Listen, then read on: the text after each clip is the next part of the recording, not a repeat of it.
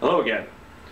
Well, due to the success of my last video about Stephen Jay Gould, which got a little bit over 100 views, I decided to go over again with another book review. This time not in biology and such, but in the history of science section. This is a book of Anatomyzing Divinity, Studies in Science, Esotericism, and Political Theology, written by James Kelly. James Kelly has, I know this guy in person, and we became fast friends. We meet each other periodically whenever we run into each other, mostly here at Barnes & Noble at the Bazell Library at the University of Oklahoma. Which, by the way, all the research in this book was done in the History of Science collections at the Bazell Library at OU, which has one of the richest sources, if not the richest source in the United States. So he has done all his research there, and he has written this book showing how influences in things like even in computers have bits and pieces influence from alchemy. Interesting. Okay, we think alchemy from lead to gold, and while we shouldn't dismiss the idea that's what some people did, it wasn't wholly about that. And he explains in the book what the thinkers from the Greeks, like Democritus and his contemporaries of the Greeks and the Egyptians, what was their thinking process and the ideas of alchemy, and how bits and pieces that influenced thinkers later on in the medieval times. There's one section called the alchemical trinity, things like the shield of faith, which is a symbol of the Father, Son, and Holy Ghost, and how that reflects to the shield of the soul and such by some other thinkers.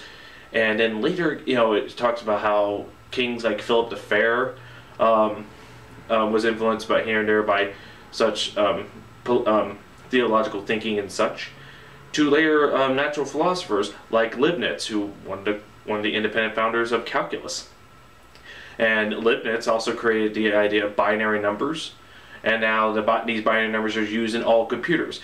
And Kelly here has shown where aspects of alchemy has traveled through time, bits and pieces, and how they were used and reused differently, and how in the thinking of others, and came up with something that we use every day to this day.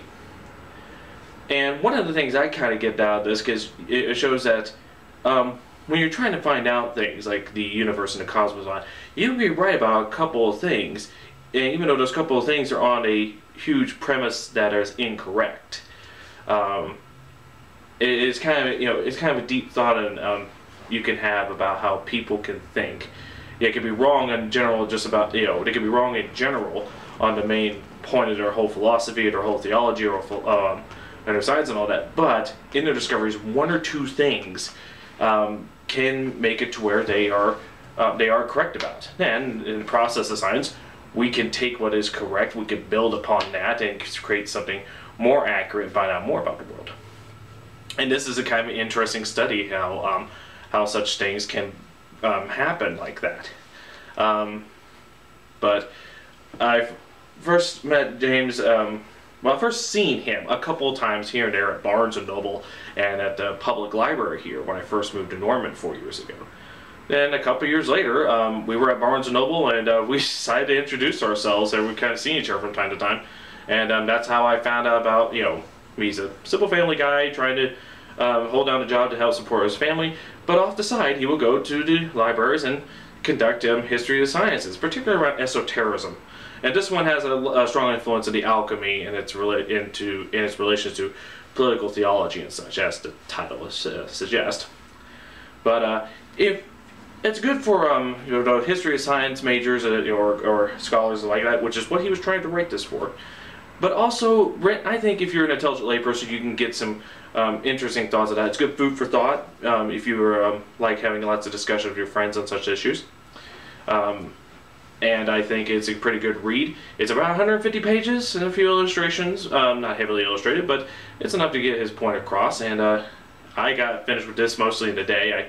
This is the second time reading it. I read it over a year ago, and I just started reading yesterday. I just finished the last 50 pages today. So it's a good, quick read there, and yeah, I'm trying to help him promote it, but But it's just, I would probably suggest you could pick it up at you might be able to pick it up at your bookstore, but definitely pick it up on Amazon. So give it a shot here. Anatomyzing Divinity by James Kelly.